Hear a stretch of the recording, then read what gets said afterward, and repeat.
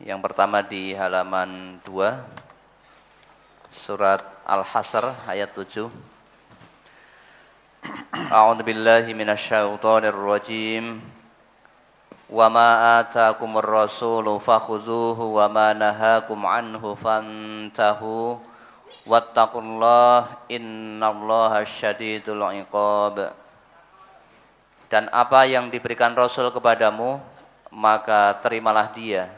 Dan apa yang dilarangnya bagimu, maka tinggalkanlah.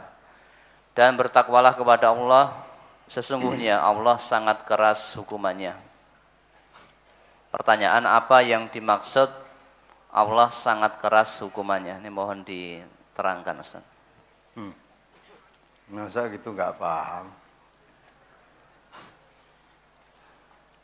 Jadi Allah itu kalau menyediakan, karena Allah sebenarnya memberikan suatu kenikmatan dan menyediakan suatu tempat untuk hukuman bagi orang yang beriman dan beramal soleh, yang mentaati perintah Allah dan mengikuti Rasulullah seperti ini tadi, ya. Wa ma atakumur rasulu fakhuduhu. Jadi apa yang datang, yang dibawa oleh Rasul itu ambillah. Ambil. Yang diberikan Rasulullah kepadamu, ambil. Maksudnya yang diajarkan oleh Rasulullah diambil, dimanfaatkan, diamalkan. Wa nahakum nahu fantahu. Apa yang dicegah, yang dilarang oleh Rasulullah, jauhi. Ya, dijauhi. Tinggalkan. Wattaqullah, takwalah kamu kepada Allah. Takwa itu artinya apa yang diperintah Allah dilakukan, yang dilarang Allah ditinggalkan.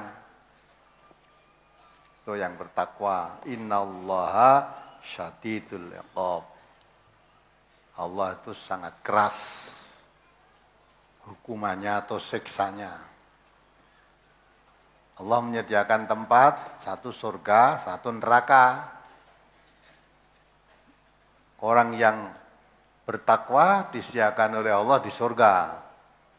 Surga itu serba nikmat, serba bahagia, tidak pernah kenikmatan yang dirasakan oleh manusia di dunia ini menyamai atau kenikmatan surga yang akan diberikan oleh Allah kepada orang yang bertakwa nanti belum pernah dirasakan oleh manusia yang hidup di dunia ini. Baik manusia sekaya apapun belum pernah merasakan nikmatnya kenikmatan surga nanti. La ainun ra'at, belum pernah ada mata yang melihat. Wala udhunun sami'at, belum pernah ada telinga yang mendengar. Wala khatara ala qalbi bashar, belum pernah ada hati yang tergores indahnya surga, merasakan bahagianya surga, belum pernah ada di dunia ini. Sehingga kenikmatan yang luar biasa. Sebaliknya, orang yang menentang aturan Allah dan Rasulullah disediakan tempat hukuman yang disebut neraka. Neraka itu syadidul iqab, sangat keras. Ya, azab Allah sangat keras, sangat dahsyat. Digambarkan siksaan yang paling ringan di neraka, kata Nabi. Kalau orang menginjak bara api di neraka, diinjakkan bara api, otaknya ini mendidih.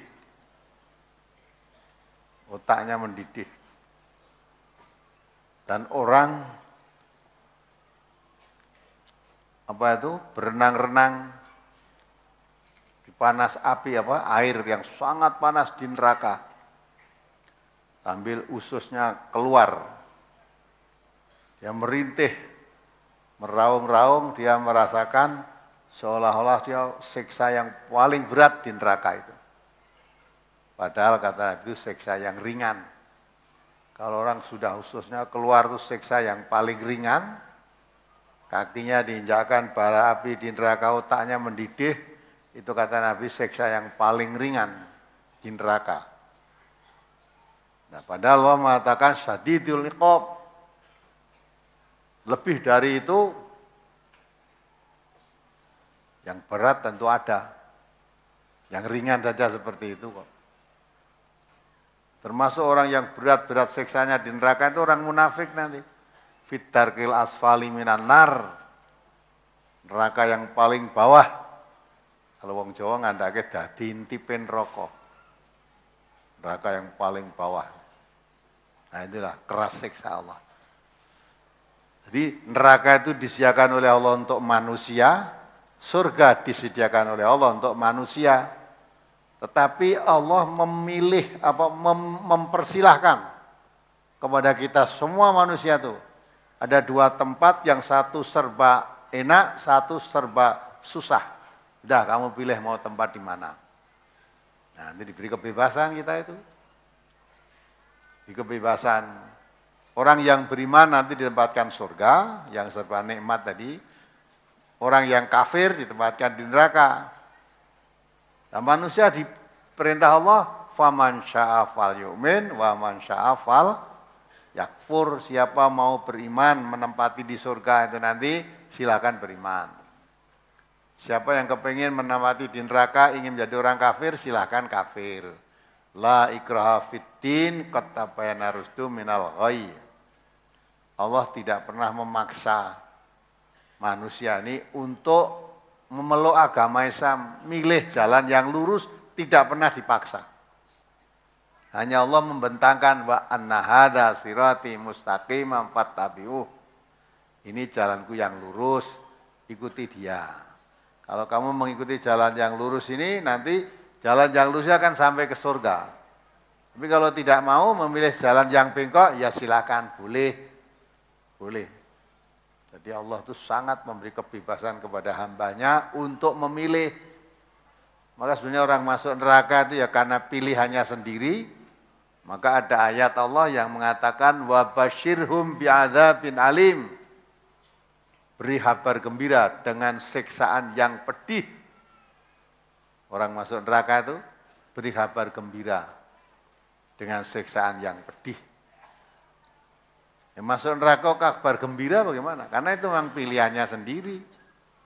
Orang itu biasanya kalau mempunyai cita-cita terlaksana, senang apa enggak? Senang, maka beri kabar gembira. Dia cita-citanya ingin masuk neraka yang pedih tadi, maka beri kabar gembira. Nanti akan tercapai apa yang kamu inginkan. Nah, itu jadi di neraka yang dimaksud syadidul iqab itu siksaan Allah di neraka nanti. Apalagi?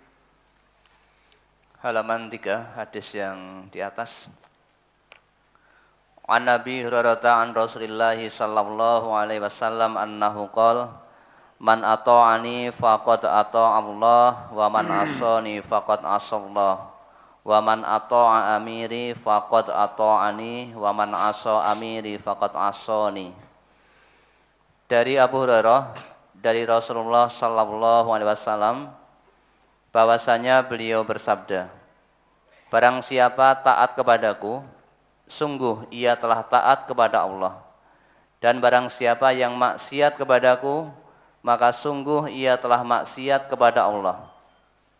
Dan barang siapa yang taat kepada pemimpin yang mewakiliku, sungguh ia telah taat kepadaku. Dan barang siapa yang maksiat kepada pemimpin yang mewakiliku, maka sungguh ia telah maksiat kepadaku. Pertanyaan yang pertama, bagaimana kriteria dari pemimpin yang ditaati menurut Islam? Kemudian yang kedua, pemimpin yang dimaksud adalah pemimpin agama atau pemimpin pada umumnya, karena banyak pemimpin yang tampaknya Islami tapi akhlaknya jauh dari Islam. Nabi kita mengatakan di dalam sabdanya yang lain, innama ta'atu fil ma'ruf. La ta'ata li makhlukin fi maksiatillah. Jadi kita itu diperintah taat hanya kepada hal-hal yang baik. Tidak boleh taat kepada makhluk, apakah itu pemimpin, ataukah itu orang tua, atau siapa aja lah makhluk, pokoknya selain Allah makhluk kan. Tidak boleh kita taat kepada selain Allah, yaitu makhluk. Selama makhluk itu mengajak maksiat kepada Allah. Jadi orang mengajak maksiat kepada Allah itu la ta'ata, jangan ditaati. Allah memerintahkan dalam satu ayatnya wa'budullah wa la tusyriku bihi syai'an wa bil walidaini ihsana. Taatlah pada Allah, jangan mensekutukan Allah dengan apapun, dan kepada kedua orang tuamu, ibu bapakmu, taatilah, buat baiklah. Nabi kita mengatakan, salasun la yanfa'u ma huna amalun, asyirku billah wa uququl walidain wal firaru aniz zahfi. Amal perbuatan yang bisa merusak kebaikan amal baik itu ada 3 hal. Mensekutukan Allah, berbuat syirik, durhaka kepada orang tua, dan menjadi pengecut dalam perjuangan. Jadi pengecut. Termasuk minal kabair, salah satu di antara dosa-dosa besar, durhaka kepada kedua orang tua. Sehingga taat, patuh pada orang tua hukumnya wajib. Nabi mengatakan ridallah fi ridal walidain. Ridhonya Allah itu ada kaitannya dengan ridho kedua orang tuanya. Kalau kedua orang tuanya tidak ridho atas perbuatan anaknya, Allah tidak ridho. Tetapi apakah perintah orang tua harus selalu ditaati? Nah, coba dilihat surat Taubat ayat 23. Banyak ayat-ayat atau hadis-hadis yang memerintahkan supaya taat kepada kedua orang tua.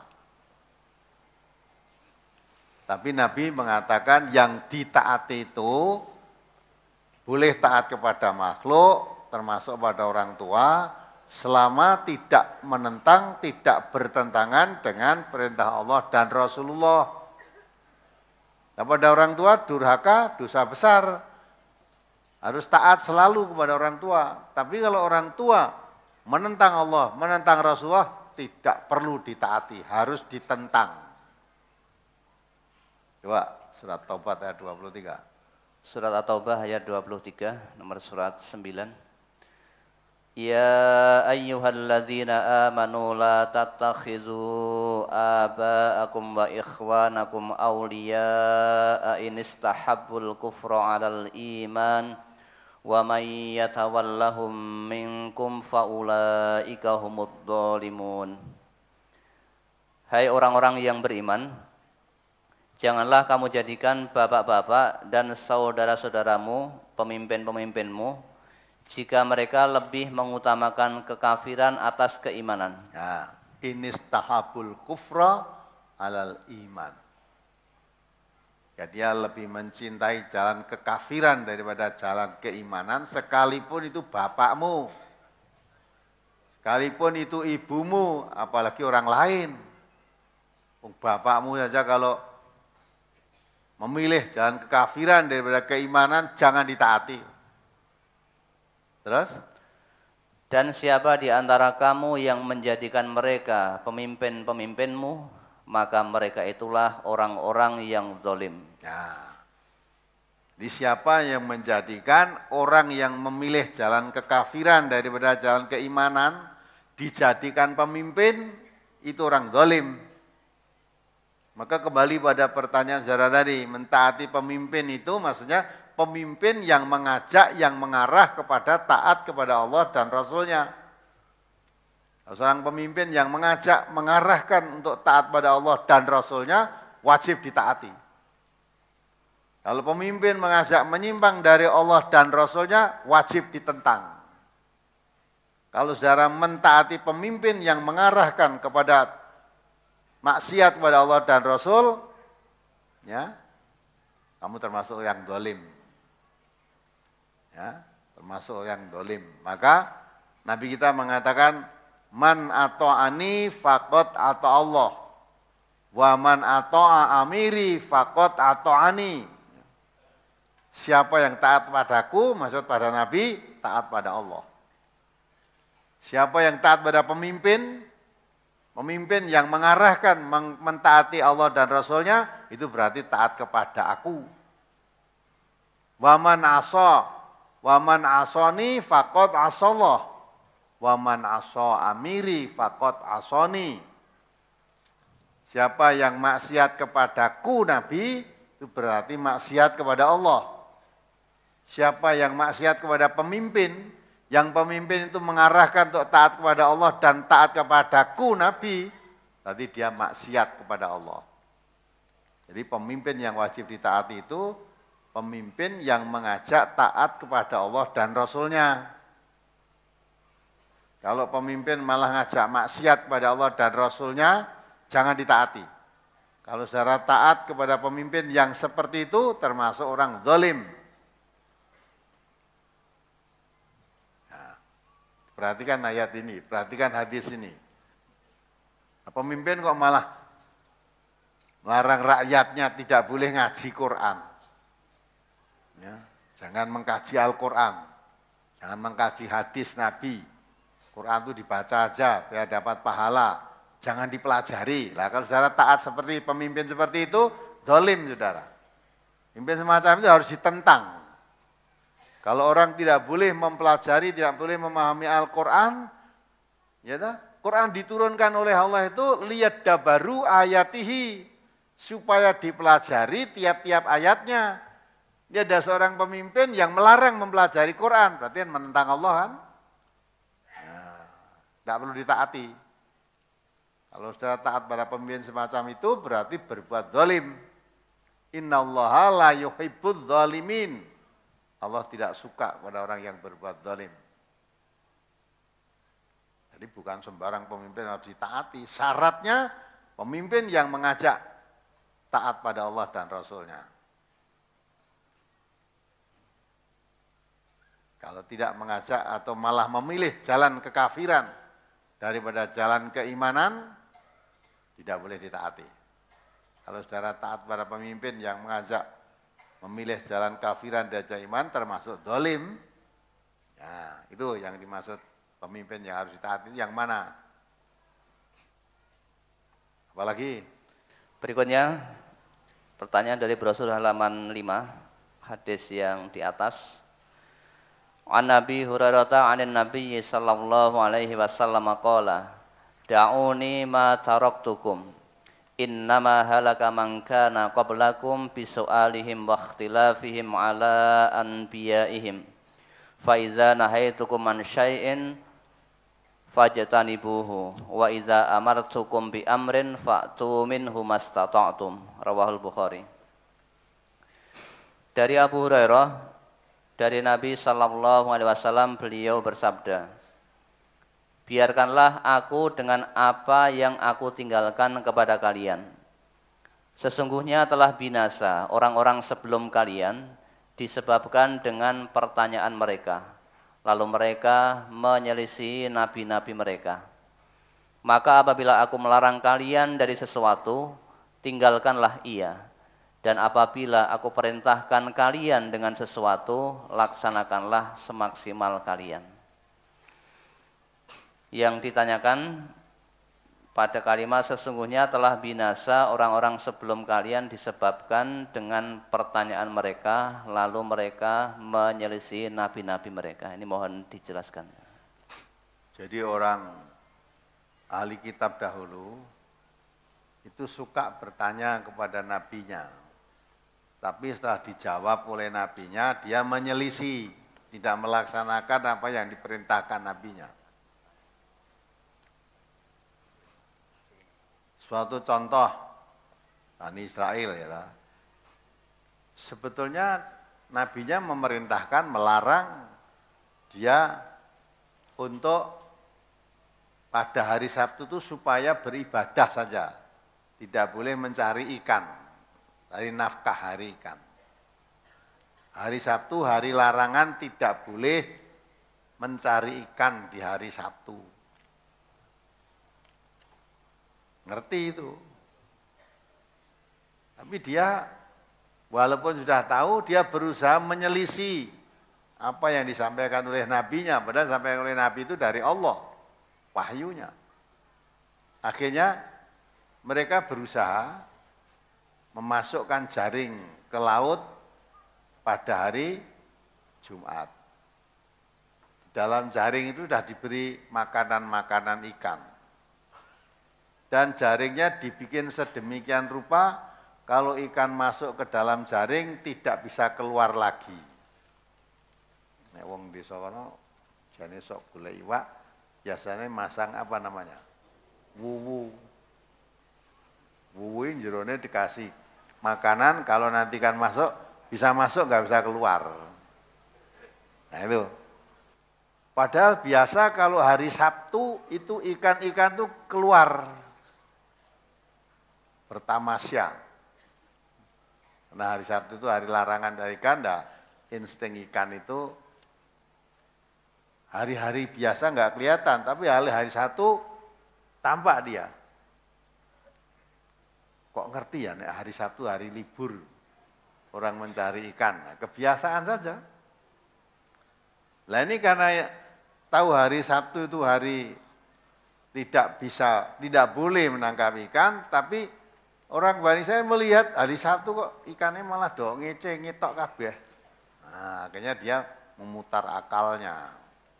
Itu masang jaring hari Jumat, nanti diambil pada hari Ahad.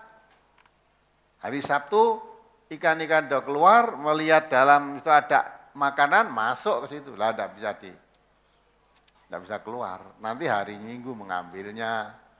Tapi ikan itu tertangkap pada hari apa? Hari Sabtu. Nah, menyelisih kan? Kalau ditanya, loh, siapa hari Sabtu saya tidak melaut, hari Sabtu saya di rumah, gitu. Saya melautnya kan hari Minggu, hari Jumat dan hari Minggu. Nah itulah, nah, karena biasa melanggar hari Sabtu, walaupun lahiriahnya tidak melanggar, tapi Allah tahu bahwa kamu memasang jaring hari Jumat itu memang yang kamu arah hari Sabtunya. Kalau memang jaring yang kamu pasang harus bermalam satu malam atau satu hari atau malam, kenapa mesti hari Jumat? Kok tidak dipasang hari Rebu, nanti mengambilnya hari Jumat, atau tidak dipasang hari Minggu, ambilnya hari Selasa. Kalau tidak begitu, mesti hari Jumat mengambilnya hari Minggu. Nah itulah, maka karena biasa melanggar satu, Allah katakan kunu qiradatan khosiin. Karena kamu biasa melanggar larangan hari Sabtu itu, kamu menjadi kera yang hina. Nah, itulah.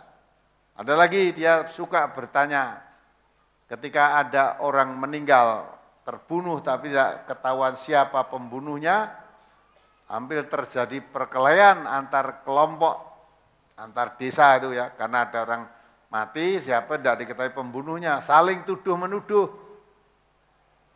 Akhirnya dibawa kepada Nabi Musa pada saat itu. Nah, bisa perintahkan ya, untuk mendamaikan perselisihan ini, pilihlah sapi betina, suruh menyembelih sapi betina. Mestinya perintahnya kan mudah kan? Perintahnya suruh menyembelih sapi betina, mestinya ambil aja sapi betina, disembelih, selesai, udah tak tanya. Sapi betina umurnya berapa? Nah, turunkan wahyu nabinya, turunkan wahyu oleh Allah.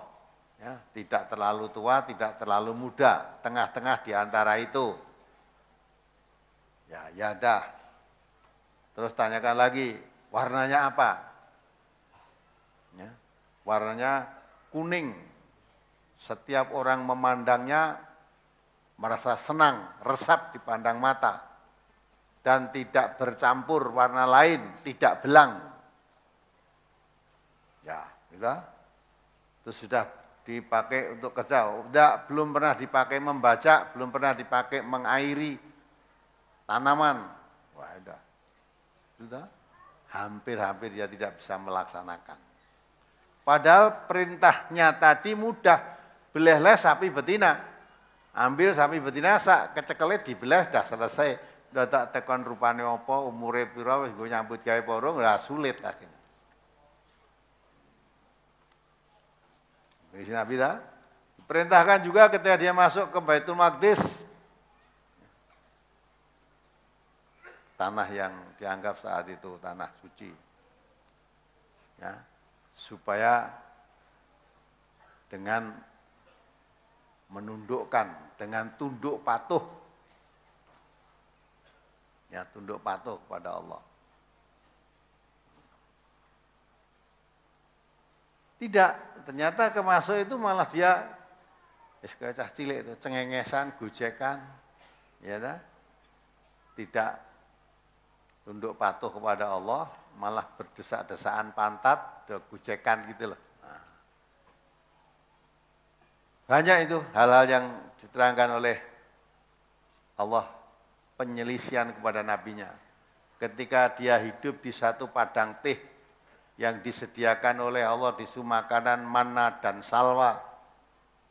Dia berusaha menyelisih nabinya juga. Dengan alasan, saya tidak tahan.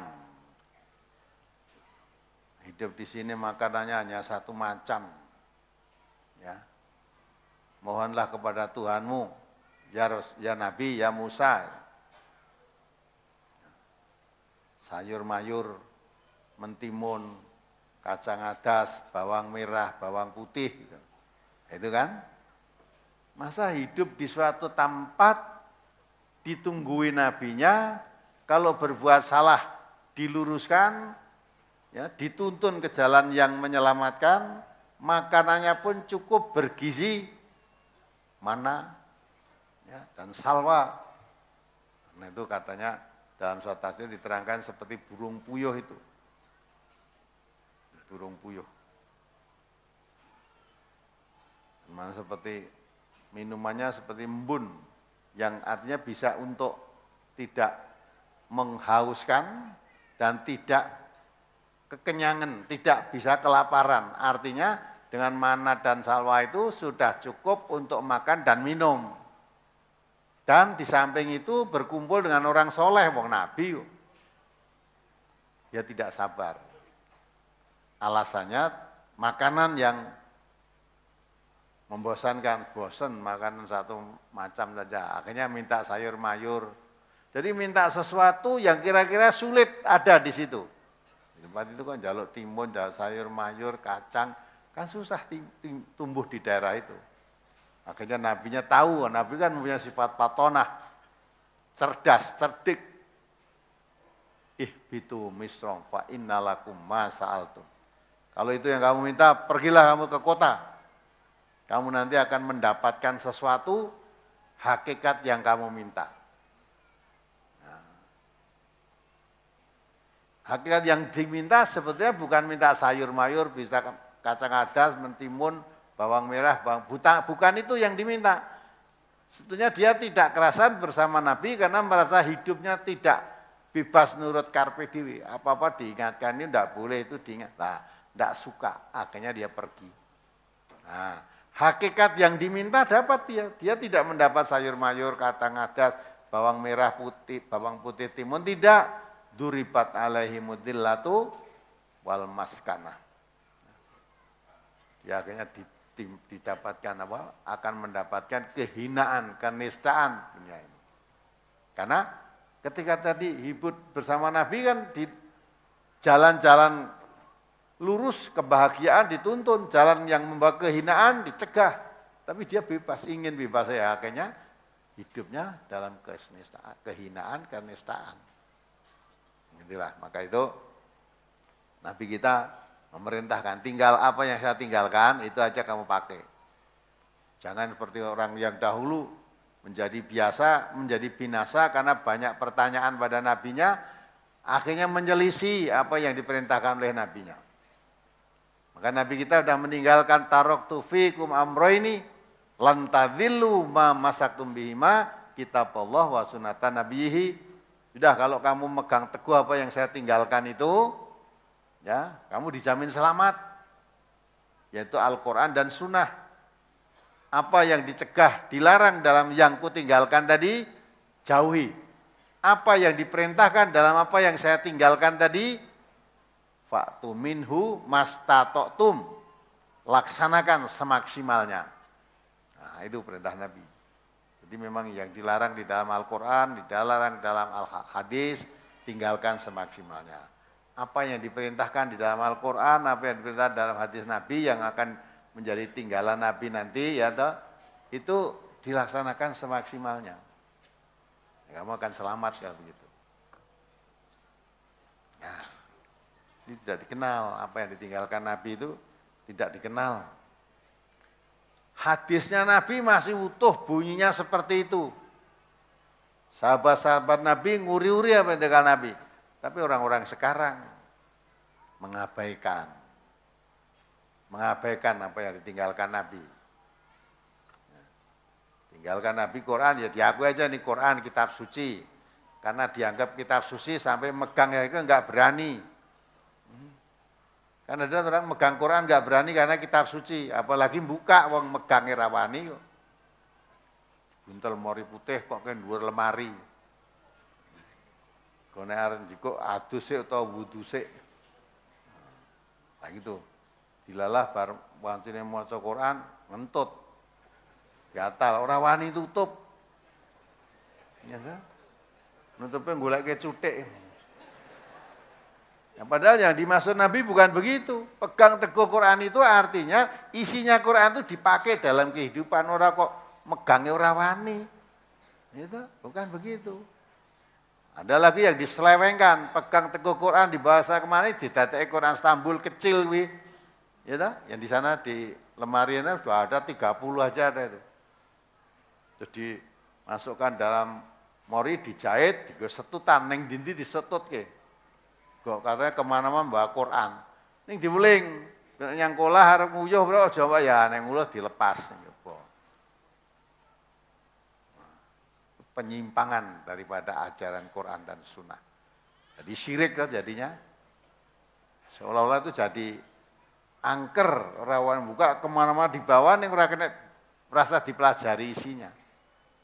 Jadi jimat terus. Nah itu penyelewengan gini. Jangan ditaati. Nabi tidak meninggalkan untuk seperti itu. Yang ditinggalkan oleh Rasulullah, Quran itu supaya dikaji, dipelajari tiap-tiap ayatnya. Liyadabbaru ayatihi waladidzakarra ulul albab, orang yang mempunyai akal pikiran yang sehat supaya dapat pelajaran. Kalau saudaranya baca tok, tidak mau mempelajari isinya, pelajaran apa yang diambil? Dapat ambil pelajaran apa dari Al-Quran itu kalau saudaranya membaca tok, tidak memahami? Jadi orang Islam sudah berapa tahun? Sampai 55 tahun, sampai 66 tahun, sampai akan masuk kubur itu belum ngerti isinya. Dan di kitab suci apa Quran isinya apa? Mbuh. Tidak tahu. Udah tahu mau coba tahu. Sampai khatam berapa kali, apalagi lo Ramadan, saya khatam berkali-kali. Tapi nggak ngerti isinya. Nah, memang dibaca itu dapat pahala. Tapi Quran itu diturunkan bukan untuk mengumpulkan pahala, tapi untuk petunjuk membedakan antara yang hak dan yang batil. Maka dikatakan Quran sebagai Al-Furqan, pemisah. Yang hak dan yang batil, yang benar dan yang salah, yang sesat dan yang selamat. Untuk mengetahui itu maka dipelajari tiap-tiap ayatnya. Tidak sekedar mempelajari, ditadaburi, mencermati, diteliti betul. Ya. Supaya paham Al-Quran itu. Ya baru mengerti isinya Quran. Quran itu bahasa Arab, kalau tidak kita pelajari, intinya isinya bagaimana kita paham. Ya Alhamdulillah sekarang sudah banyak Quran-Quran yang diterjemahkan ke dalam bahasa Indonesia. Kita membaca ayatnya, kita pelajari artinya, kita pelajari tafsirnya. Nah, dari situ kita akan mengambil pelajaran dari Al-Quran itu. Apalagi halaman 6 hadis yang di tengah. An Nabi Hurairah qala qala Rasulullah sallallahu alaihi wasallam Innama masali wa masalu ummati kamasali rajulin istauqada naron faja'alatid dawab wal farashu yaqa'na fihi fa ana akhidun bi hujazikum wa antum taqahhamuna fihi. Rawahu Muslim. Dari Abu Hurairah ia berkata, Rasulullah sallallahu alaihi wasallam bersabda, sesungguhnya perumpamaanku dan perumpamaan umatku adalah seperti orang yang menyalakan api. Lalu serangga dan kupu-kupu datang dan masuk ke dalam api tersebut. Aku adalah orang yang menahan kalian dari belakang, tetapi kalian nekat masuk padanya. Hadis ini mohon diterangkan. Sebenarnya sudah jelas itu kok. Jadi Rasulullah itu buat perumpamaan itu mudah dipaham sebetulnya. Saudara pernah melihat laron belum? Kupu? Nah, kalau saudara menyalakan api di malam hari itu laronnya jauh apa dekat? Nah, gitu. Saudara menyalakan lampu apa teplok apa itu kalau dulu lampu teplok apa pitromak. Nanti kupu klaper kecil-kecil itu udah dekat di situ. Laron-laron juga dekat di situ. Akhirnya masuk di situ. Setelah masuk di itu, laron kupu tadi mati apa enggak? Mati. Jadi ngono-ngono padang itu morono. Padahal di situ nanti cuma akan mati gitu. Nah, maka aku Nabi mengatakan orang yang mencegah kamu dari belakang. Maksudnya jangan kamu menceburkan dirimu ke api itu, saya mencegahnya. Tetapi kamu nekat. Akhirnya sengsara kan. Jadi Nabi itu sebagai orang yang mencegah kamu jangan menceburkan dirimu ke dalam api. Sesuai perintah Allah, ku anfusakum wa ahlikum naro, jaga dirimu dan keluargamu dari api. Api di sini misalnya api neraka. Dan Nabi itulah yang menarik kamu dari belakang, jangan kamu masuk ke situ. Mati kamu nanti di situ. Tapi kamu nekat. Nah, dari perumpamaannya, ada orang menyalakan api, laron, kupu tadi sudah datang ke situ. Padahal di situ nanti kalau kamu masuk ke situ mati.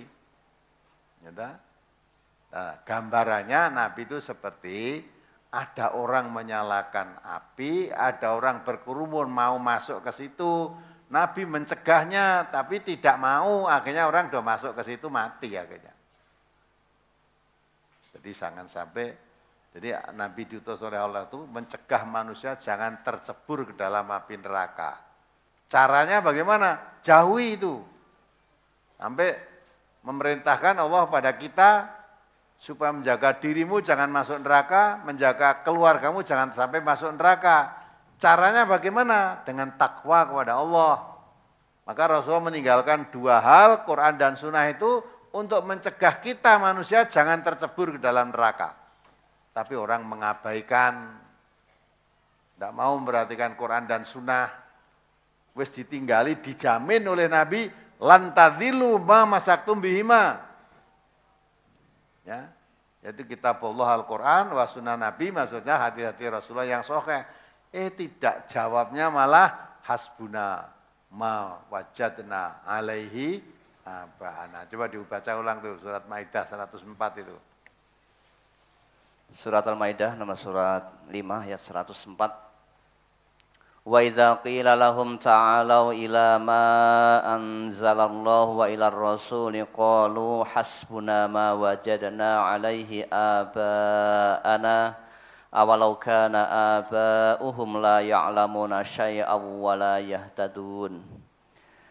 Apabila dikatakan kepada mereka, marilah mengikuti apa yang diturunkan Allah dan mengikuti Rasul. Nah, ini yang ditinggalkan oleh Rasulullah kepada kita itu, yang ditinggalkan yaitu mengikuti apa yang diturunkan Allah, maksudnya Al-Quran, dan mengikuti Rasul yaitu sunnah Nabi tadi. Maka diperintahkan kalau kamu ingin selamat, mari mengikuti Al-Quran dan sunnah Rasulullah.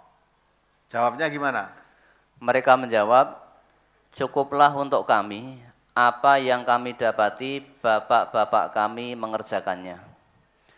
Dan apakah mereka akan mengikuti juga nenek moyang mereka?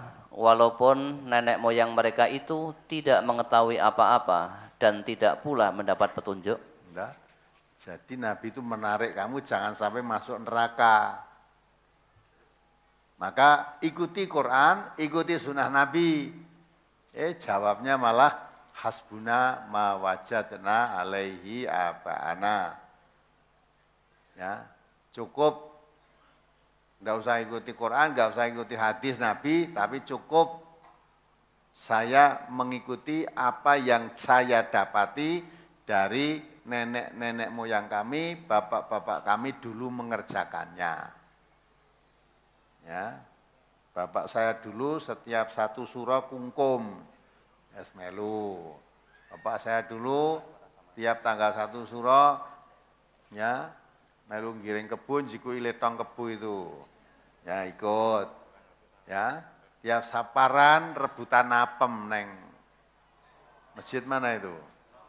Isih ra kuwi. Nah, itu bukan ajaran Islam, itu warisan mbah-mbah dhisik ngono kuwi. Watem berapa ton ngumpulke Pak ning nggon munggah hondo atau ning tempatnya diumpulke nggo rebutan. Ya. Itu warisan, jangan dikira Islam itu ajaran seperti itu. Lah kuwi ning masjid iki, walaupun ning masjid iki dudu ajaran Islam. Ya, itu warisan saka simbah-simbah dhisik. Ya. Simbah dhisik kuwi. Nah, ning gandeng ajaran Quran, ajaran sunnah ora tahu tidak pernah diterangkan, yang diturun temurun itu terus sehingga orang mengira itu ajaran Islam. Padahal bukan. Golek ana nek Islam Quran surat apa ayat pira? Hadis riwayat sapa sing rebutan apem ning Jatinom kuwi. Nabi apem ora ngerti. Apa meneh Jatinom ya ta? Nabi enggak tahu. Tapi mengapa itu mendarah daging seolah-olah ajaran Islam? Nah itu warisan. Nah kalau suruh meninggalkan itu, mari kita ikuti Quran, ikuti hadis. Makan apem boleh enggak? Boleh, nek ora usah nggo rebutan ngono kuwi. Ya, rebutan malah sing entuk konon ceritanya dari sing entuk kuwi malah ora dipangan. Itu katanya mendapat payung dari dapat kalau entuk apem terus disimpan apa di nggak ngendi lah itu untuk dapat payung dari apa itu? Dapat rahmat lah, dapat berkah lah gitu. Ya, kalau sudah ke sana seolah-olah berkah itu turunnya dari apem tadi, apem yang disebarkan, syirik jadinya. Sidik-sidik syirik, nah ini dikandani kok malah sidik-sidik syirik. Ya nek ora kena dikandani ya tutukno. Yo mbah-mbahku dhisik ya ngono. Maka itu tadi Allah mengatakan, ya ta? Dijak bali ning tuntunan Allah dan Rasul, jawabmu habsuna ma wajadna alaihi aba'ana. Nah, jadi sudah. Karena sudah apa? Hasbuna, cukup ma wajadna. Apa yang kami dapati alaihi aba'ana. Sampai Allah mengatakan, ya, awalau kana abauhum la ya'lamuna saya wa la yatadun. Kok jawabmu kok cukup saya mengikuti apa yang saya dapati dari bapak-bapak. Lah kalau bapak-bapakmu dulu itu tidak mengetahui apa-apa dan tidak mendapat petunjuk, artinya yang dilakukan bapakmu, mbah-mbahmu dulu itu tidak berdasarkan petunjuk dari Allah dan dari Rasulullah, apa ya kamu turuti, kamu ikuti terus. Jawab piye? Pokoke simbah dhisik ya ngene kok. Lah lagi cah saiki bareng ngaji nang MTA kuwi. Bareng ngrungokke radio Persada kuwi lho, do ngwawahi adat gitu ta. Nah, begitu. Terus sekatenan. Nonton sekaten boleh enggak? Boleh. Nek kamu tuku kinang jarine ben awet nom. Nah, wi syirik. Nek tuku kinang lambemu ben abang, bener. Ya, bener ndak apa-apa. Tuku pecut ning sekatenan muni persanan wi jarine ya sawahe marai lemu tandurane. Nah, itu seolah-olah lemune sawah kuwi tergantung pecut sekaten. Nah, itu syiriknya di situ. Memang perbuatan yang kita lakukan banyak kemusyrikan tapi tidak disadari. Sebab tidak pernah mau buka Quran, walaupun ngaku kitab sucinya Quran. Tapi Qurannya muni ngono mau. Wa idza qila lahum ta'alau ila ma anzalallahu wa ila rasul. Jawabnya apa? Hasbuna ma wajadna alaihi abana. Itu dia tahu dibaca, pokoknya nek macane sampai khatam. Ayat itu mesti sudah dibaca, tapi nggak ngerti artinya. Ini sanajan maca aku ya tetap melu mbae, melu bapake diterangke Quran sunnah ndak mau menerima. Banyak orang-orang Islam yang seperti kita dulu ya seperti itu, iya enggak? Waduh wae. Lah kenapa saya enggak mau? Dulu tidak ngerti, sekarang ngerti. Ayat itu dulu ya pernah saya baca tapi enggak ngerti maksudnya. Nah, mula ayat itu dikaji biar tahu.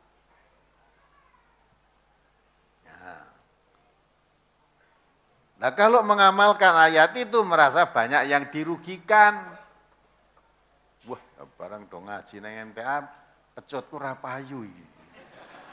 Wah barang ngaji nang NTA, ya apem kurang gue rebutan iki. Nah, ndak begitu. Pecot ya payu wae wong iso. Pancen sekarang orang jual pecot tidak begitu laku, sebabnya sekarang sudah tidak banyak orang memelihara kebo, sapi itu enggak. Sawah itu sekarang sudah tidak dibajak dengan kerbau, tapi dibajak dengan mula pecut ora kanggo. Apa nggo mencuti sing jalan ke traktor? Nah, kan enggak bisa toh. Jadi ora kok mergo ora payu pecute mergo ngaji nang enten, enggak. Sekarang sudah jarang kerbau, api untuk membajak sawah itu jarang. Dulu sapi juga untuk ngangkuti botol, geret gerobak. Sekarang ya masih ada tapi skalanya sangat kecil. Sekarang batu merah diangkuti nganggo truk. Ya, truk mbok pecuti ya ora nek gunane. Mula ora payu. Gitu kan? Tahun baru bareng dong ngaji ning Persadai bubruk oleh ku dodol dremenan. Nah, ora payu sompretane ora payu. Mula aja dodol sompretan. Udah. Nah, dulu tidak ngerti, sekarang ngerti, maka banyak meninggalkan yang dirasa dulu tidak ada kebenarannya, maka Allah katakan awalau kana abahum la ya'lamuna syai'an wa la yahtadun, itu pertanyaan yang perlu dipikirkan. Apakah bapak-bapakmu dulu sekalipun tidak mengerti tuntunan, tidak mendapat petunjuk, tetap akan kamu ikuti. Nah, itu mestinya kalau memang tidak ada petunjuk, kita orang Islam, petunjuknya Quran dan Sunnah, kalau itu nyalai Quran dan Sunnah ya kita tinggalkan. Itu